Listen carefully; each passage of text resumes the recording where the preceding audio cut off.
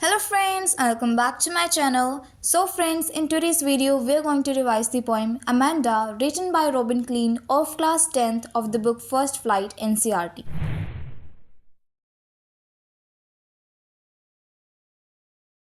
So friends, before starting with the explanation of the poem, we will have a quick introduction of the poem ताकि हमें पूरा gist मिल जाए कि हम इस पोएम में क्या देखेंगे, क्या समझेंगे और इसमें हमें कौन से कैरेक्टर्स देखने को मिलेंगे।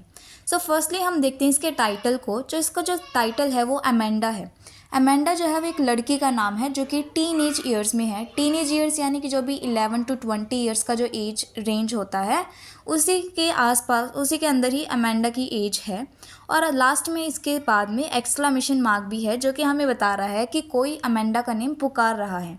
अब वो कौन पुकार रहा है? वो है उसकी मदर। या तो हम मदर ले सकते हैं या फिर कोई भी उसकी एल्डर फैमिली मेम्बर्स हो सकते हैं जो कि बार बार उसका नाम पुकार रहे हैं। और वो ऐसा क्यों कर रहे हैं? क्योंकि वो बार बार अमेंडा को समझा रहे हैं, उसे अपनी रिस्पॉन्सिबिलिटीज़ याद दिला रहे हैं और बार बार उसे बता रहे हैं कि उसे क्या क्या काम करने चाहिए। क्योंकि अमेंडा जो है वो एक टीनेज गर्ल है, तो यहाँ पर ना ही तो वो बिल्कुल एडल्ट हो चुकी है, ना ही वो बिल्कुल चाइल्ड रही है। वो बीच की इस एज में आ गई है, जैसे कि आप सभी भी हैं। आप सभी 10th क्लास में हैं, तो आप भी टीनेज ईयर्स में हैं। और आपको हमेशा ये फील होता है कि आपके पेरेंट्स जो है वो आपको दबाव देते हैं, आपको फोर्स करते हैं किसी भी चीज़ को करने के लिए जो कि आप करना भी नहीं चाहते, लेकिन फिर भी आपको वो चीज़ करनी पड़ती है। तो उसी तरीके से अमेंडा भी यही प्रॉब्लम्स फेस कर रही है। उसकी जो मदर है या फिर हम कह सकते हैं कि कोई और बड़े उसके फैमिली मेम्बर हैं, तो वो उसे फोर्स करते हैं, उसे इंस्ट्रक्ट करते हैं, उसे कंट्रोल करते हैं कि उसे क्या करना चाहिए और क्या नहीं। सो यही सब हम इस पूरी पोएम में पढ़ने वाले हैं। सो आई होप कि आपको एक इंट्रोडक्शन से थोड़ा सा इसके बारे में पता लग गया होगा कि हम इस पोएम में क्या पढ़ेंगे। सो फ्रेंड्स, अब हम इस बॉक्स में दी गई पहली 2 लाइन्स को पढ़ते हैं। So it says that every child feels that he or she is controlled and instructed not to do one thing or another, and you too may feel that your freedom is curtailed. सो यहाँ पर ये बताया गया है या आपकी ही कहानी लिखी गई है इन 2 लाइन्स में। तो इसमें कहा गया है कि हर एक जो बच्चा है, स्पेशली जब वो टीनेज ईयर्स में होते हैं, तो उन्हें ये लगता है कि उनके जो पेरेंट्स हैं उन्हें कंट्रोल कर रहे हैं, उन्हें इंस्ट्रक्ट कर रहे हैं कि उसे ये चीज़ करनी चाहिए और उनके बच्चे को ये चीज़ नहीं करनी चाहिए। तो हर एक चीज़ में वो उनको डांटते हैं, समझाते हैं और बताते हैं कि उन्हें क्या चीज़ करनी चाहिए। अपनी मर्ज़ी से उसे नहीं करने देते हैं वो कोई भी काम। सो इसी वजह से हर एक बच्चे को जो है वो ऐसा लगता है कि उनकी जो फ्रीडम है वो कर्टेल हो गई है, यानी कि लिमिट कर दी गई है उनकी फ्रीडम पे। वो जो चाहते हैं वो सारी चीज़ें नहीं कर सकते हैं। उन्हें हमेशा अपनी पेरेंट्स से परमिशन लेनी पड़ती है और अगर उनके पेरेंट्स ना कह दें तो उन्हें वो काम नहीं करना होता है। सो यही जो है इस पूरी पोएम का मैसेज है और हम देखेंगे कि किस तरीके से अमेंडा जो है वो भी ये सारी प्रॉब्लम्स फेस कर रही है। So friends, now we will start with the explanation of the poem, but before that मैं आपको ये बता देती हूँ कि यहाँ पर जो कुछ स्टेंजास हैं वो अमेंडा के कोई एल्डरली फैमिली मेम्बर्स बोल रहे हैं और कुछ स्टेंजा अमेंडा के खुद के थॉट्स हैं जब कोई उसे इंस्ट्रक्ट कर रहा होता है। ठीक है, तो जो ब्रैकेट्स में हमें स्टेंजास दे रखे हैं, जो लाइंस दे रखी हैं, वो अमेंडा के थॉट्स हैं और जो बिना ब्रैकेट्स के हमें गिवन है वो कोई भी अमेंडा का फैमिली मेम्बर हो सकता है जो कि उससे बड़ा हो और वो उसे इंस्ट्रक्ट कर रहा है।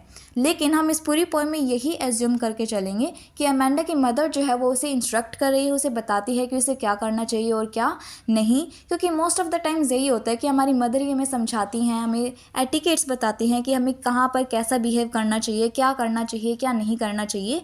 तो हम ये एज्यूम करेंगे कि अमेंडा की मदर जो है उसे इंस्ट्रक्ट कर रही है इस पूरी पोएम में। So first stanza states that don't bite your nails Amanda, don't hunch your shoulders Amanda, stop that slouching and sit up straight Amanda. तो ये सारी लाइंस अमेंडा की मदर उसे कहती हैं।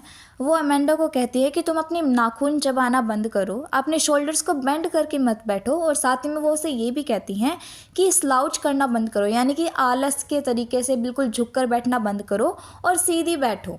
तो ये सारी बातें जो है अमेंडा की मदर उसे समझाती हैं कि उसे क्या क्या एटिक्वेट्स, क्या क्या अच्छी आदतें अपने अंदर लानी चाहिए। क्योंकि अमेंडा के कुछ बैड हैबिट्स हैं, जैसे कि अपने नेल्स को बाइट करना या फिर अपने शोल्डर्स को झुकाकर बैठना, खुद झुककर बैठना और सीधा ना बैठना। तो ये सारी चीज़ें जो है अमेंडा की मदर को सही नहीं लगती हैं, क्योंकि वो चाहती है कि अमेंडा जो है वो अच्छी एटिक्वेट सीखे, अच्छी हैबिट सीखे। तो इसीलिए वो अमेंडा को डांटती है, उसे समझाती है कि उसे अपने नेल्स नहीं चबाने चाहिए, शोल्डर्स को बेंड करके नहीं बैठना चाहिए और अपने खुद को झुक कर भी नहीं बैठना चाहिए। तो ये सारी बातें जब अमेंडा की मदर उसे कहती हैं तो उसके बाद में नेक्स्ट स्टैंजा में अमेंडा ये सुनकर अपने थॉट्स में खो जाती है। यानी कि वो हमेशा जो है अपनी मम्मी की बात नहीं सुनती, अपनी मदर की बात नहीं सुनती है। जब भी उसकी मदर उसे डांटना शुरू करती है तो वो अपने ही थॉट्स में खो जाती है और कुछ और ही सोचने लग जाती है। अब वो क्या सोचती है वो हमें नेक्स्ट स्टैंजा में पता लगेगा। सो फ्रेंड्स, अमेंडा ये सोचती है that there is a language emerald sea where the sole inhabitant is me, a mermaid drifting blissfully. तो अब वो अमेंडा ये सोचने लग जाती है कि वो एक मरमेड है, यानी कि वो एक जल परी है जो कि लैंग्वेज एमरल्ड सी में, लैंग्वेज यानी कि रिलैक्स्ड, जो कि बिल्कुल रिलैक्स्ड हो, लेज़ी सी जगह हो, और उसके बाद में एमरल्ड सी, एमरल्ड यानी कि ग्रीन कलर की सी। तो यहाँ पर अमेंडा ये सोचती है कि वो एक मरमेड है और वो बिल्कुल फुल्ली रिलैक्स्ड और ग्रीन कलर की सी में तैर रही है, यानी कि she is drifting blissfully. Drifting यानी कि being carried away and blissfully यानी कि हैप्पी। सो यहाँ पर जो अमेंडा है वो ये सोचती है कि काश वो एक मरमेड होती तो वो क्या कर रही होती, बिल्कुल ही रिलैक्स और ग्रीन कलर की सी में आराम से तैर रही होती, लहरों के साथ अपने आप जा रही होती, कैरिड अवे हो रही होती। And she is the sole inhabitant there, यानी कि उस पूरे समुद्र में उसके अलावा कोई भी नहीं है, क्योंकि वो एक अकेली ऐसी मरमेड है, अकेली ऐसी पर्सन है जो कि इस सी में रिसाइड कर रही है। So she is the sole inhabitant. So this was the explanation. Now let's move to the next stanza.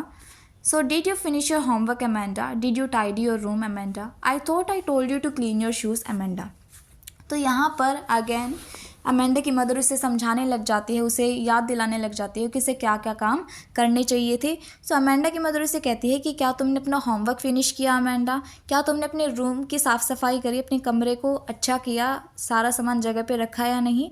और उसके बाद में अमेंडा की मदर ये भी कहती है कि क्या उसने अपने शूज़ को साफ़ किया है या नहीं। तो ये सारी चीज़ें जो है वो अमेंडा की रिस्पॉन्सिबिलिटी थी, अमेंडा को ये सारी चीज़ें करनी थी, लेकिन अमेंडा लेज़ी होने की वजह से ये सारी चीज़ें नहीं करती है और इसीलिए उसकी मदर बार बार उसको याद दिलाती रहती है कि तुम्हें ये भी काम करना है, तुम्हें वो भी काम करना है, और तुम कोई भी काम नहीं कर रही हो, तो जल्दी जल्दी से ये सारे काम करो।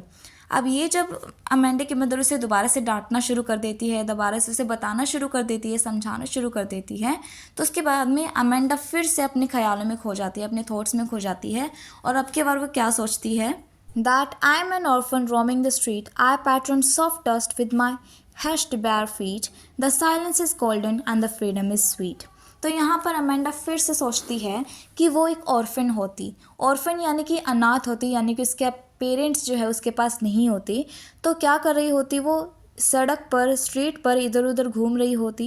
And she was also thinking कि अगर वो ऑर्फन होती तो आराम से बैठकर वो जो मिट्टी पड़ी हुई है स्ट्रीट पर उस पर आराम से बैठकर वो पैटर्न बनाती, और वो पैटर्न अपने हाथों से नहीं बल्कि अपने हश्ड बैर फीट से, यानी कि बिल्कुल जो उसकी साइलेंस थी अराउंड उसके साथ साथ वो अपने पैरों से, जो कि बेयर फीट हैं, बेयर फीट यानी कि उसने अपने पैरों में स्लीपर्स, शूज़ कुछ भी नहीं पहने हैं, और वो सिर्फ अपने खाली पैरों से ही जो है डस्ट के अंदर पैटर्न्स बना रही होती और उसे बहुत अच्छा लग रहा होता।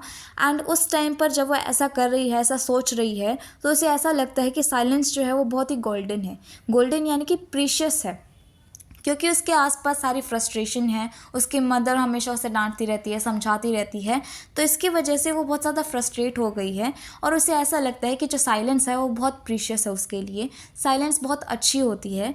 And the freedom is sweet. And क्योंकि वो एक ऑर्फन है, वो ऐसा सोच रही है कि वो एक ऑर्फन बन जाती, तो उस टाइम पर उसे डांटने समझाने वाला कोई भी नहीं होता, तो इसलिए वो बिल्कुल फ्री होती, इंडिपेंडेंट होती अपने डिसीजंस लेने के लिए, कुछ भी करने के लिए, और उसे कोई भी काम किसी के कहने पर नहीं करना होता। तो इसलिए वो कहती है कि वो जो फ्रीडम है, जब वो ऐसा सोचती है कि वो ऑर्फन होती, तो वो भी बहुत स्वीट है, यानी कि उसे फुल फ्रीडम चाहिए। And she want silence around her. Now next stanza says that don't eat the chocolate, Amanda. Remember your acne, Amanda. Will you please look at me when I'm speaking to you, Amanda. तो यहाँ पर again उसकी mother जो है Amanda को डांटने लग जाती है। वो फिर से उसे समझाती है कि तुम चॉकलेट खाना बंद करो, अगर तुम चॉकलेट खाओगी तो तुम्हारे फेस पर दोबारा से एक्नेज यानी कि पिंपल्स हो जाएंगे, तो तुम्हारा फेस ख़राब हो जाएगा। एंड उसके बाद में वो ये भी कहती है कि क्या तुम प्लीज़ मेरी तरफ देखोगी जब मैं तुमसे बोल रही हूँ। अब ऐसा अमेंडा की मदर उसे क्यों कहती है, क्योंकि हमने यहाँ पर जो 4 स्टेंजर्स हैं वो पढ़ लिए हैं, और उनसे हमें ये पता लगता है कि अमेंडा जो है हमेशा अपने ख्यालों में खोई रहती थी। तो अब जब अमेंडा की मदर उसे डांट रही है, उस टाइम पे भी अमेंडा अपने ख्यालों में खोई हुई है। इसीलिए उसकी मदर उसे कहती है कि तुम अपने ख्यालों से बाहर आओ और मेरी तरफ देखो जब मैं तुमसे बोल रही हूँ, यानी कि मेरी बात को समझो और मेरी बात को मानो। Now next is, I am Rapunzel, I have not a care. Life in tower is tranquil and rare. I'll certainly never let down my bright hair. तो अगेन इस टाइम पे भी जो अमेंडा है वो खाली नहीं बैठी है, वो अपनी मदर की नहीं सुन रही है, वो अपने ही ख्यालों में खोई हुई है, अगेन अपनी ही दुनिया में खोई हुई है। और इस टाइम पे वो क्या सोचती है कि वो एक रुपंजल है। रुपंजल जो है वो एक फिक्शनल कैरेक्टर है डिज्नी का, जो कि आपने देखी भी होगी बहुत आप लोगों ने स्टोरी। तो रुपंजल जो थी वो एक लड़की थी जिसके बहुत ही shiny bright golden colour hair थे, जो कि बहुत लंबे भी थे, लेकिन वो जो है एक विच के साथ रहती थी। उसकी मदर बन के विच जो है उसके साथ रह रही थी और उसे एक टावर में बंद कर दिया गया था। और उसकी जो मदर है, यानी कि जो विच है, जो उसकी मदर की एक्टिंग कर रही थी, तो वो जो है रुपांजल के बालों की हेल्प से उस टावर के ऊपर आया करती थी। तो यहाँ पर अमेंडा भी यही सोचती है कि काश वो एक रुपंजल होती, तो उसके पास कोई भी केयर नहीं होती। केयर यानी कि उसे कोई भी टेंशन नहीं होती किसी चीज़ की, कि उसे क्या काम करना चाहिए, उसे ये सब कुछ काम बाकी है, उसे क्या नहीं करना चाहिए, कोई उसे डांटने वाला नहीं होता, क्योंकि वो क्या कहाँ पर रह रही होती है, एक टावर में रह रही होती, जो कि ट्रैंक्विल है और रेयर है, यानी कि जहाँ पर साइलेंस है और उसे परेशान करने वाला कोई भी नहीं है। तो इसी वजह से, क्योंकि उसे फ्रीडम पसंद है, उसे साइलेंस पसंद है, तो इसलिए वो खुद को ये सोचने लग जाती है कि काश वो एक रुपंजल होती, जिसकी वजह से उसे कोई भी टेंशन नहीं होती, कोई भी उसे परेशान करने वाला नहीं होता। And she also says that I will certainly never let down my bright hair. जैसे कि मैंने आपको पहले भी बताया कि अमेंडा की जो रुपेंजल की जो मदर थी, जो कि विच थी एक्चुअली में, जो इसकी मदर की एक्टिंग कर रही थी, तो वो उसकी ब्राइट हेयर की वजह से ही टावर के अंदर आ सकती थी। लेकिन यहाँ पर जो अमेंडा है वो ये गलती नहीं कर रही है। वो ये कह रही है कि मैं अपने बालों को नीचे कभी नहीं जाने दूंगी, ताकि कोई भी उसकी जो साइलेंस है उसको भंग करे, कोई भी उसके साइलेंस को मिटाए और उसके बालों की हेल्प से ऊपर आकर उसकी जो सारी फ्रीडम है, उसकी जो सारी साइलेंस है, वो उससे छीन ली। तो ऐसा वो बिल्कुल भी नहीं चाहती है। Now the last stanza says that, stop that sulking at once, Amanda. You are always so moody, Amanda. Anyone would think that I nagged at you, Amanda. अब अगेन यहाँ पर अमेंडा की मदर उसे डांटना समझाना शुरू कर देती हैं। वो कहती है कि तुम सल्किंग करना बंद करो, यानी कि तुम अपने मूड, जो तुम्हारा मूड हमेशा ख़राब रहता है ना, वो चीज़ बंद करो, अपने मूड को रिफ़्रेश करो, माइंड को रिफ़्रेश करो और हमेशा खुश रहा करो। You are always so moody, यानी कि तुम बहुत मूडी हो, तुम्हारे इमोशंस जो है, तुम्हारी जो फीलिंग्स हैं वो हमेशा चेंज होती रहती है, हमेशा टाइम से टाइम। कभी तुम खुश हो जाती हो, कभी तुम गुस्सा हो जाती हो, कभी अपनी ख्यालों में खोई रहती हो, तो तुम जो है बहुत मूडी हो गई हो। Then she also says that anyone would think that I nagged at you, Amanda. यानी कि अमेंडा की मदर उसे ये समझाती है कि तुम हमेशा मूडी मत रहा करो, यानी कि उदास मत रहा करो, क्योंकि तुम अगर ऐसे ही रहोगे तो कोई भी जो आएगा वो यही सोचेगा कि अमेंडा की मदर उसे बहुत ज़्यादा डांटती है, उसे टॉर्चर करती है, जिसकी वजह से अमेंडा हमेशा फ्रस्ट्रेट रहती है और उदास रहती है। तो अमेंडा की मदर ये नहीं चाहती है कि उसकी इमेज जो है बाकियों के सामने ख़राब हो और बाकियों को ये लगे कि अमेंडा की मदर जो है अमेंडा को बहुत ज़्यादा डांटती है, उसे बहुत ज़्यादा टॉर्चर करती है। So friends, this was our poem. तो हमने पूरी पोएम को कंप्लीट कर लिया है, लाइन बाय लाइन एक्सप्लेनेशन इसकी कर ली है। तो आई होप कि आपको ये पूरी पोएम अच्छे से समझ में आ गई होगी।